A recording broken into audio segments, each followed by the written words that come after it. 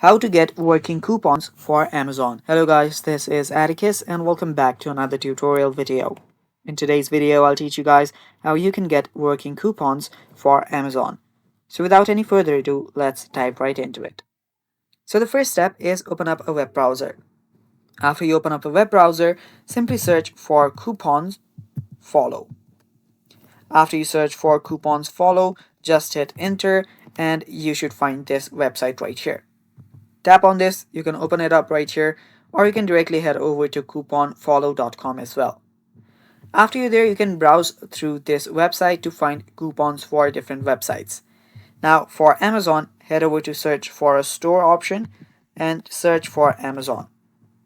After you search for Amazon, open that up and right here you will get the coupons.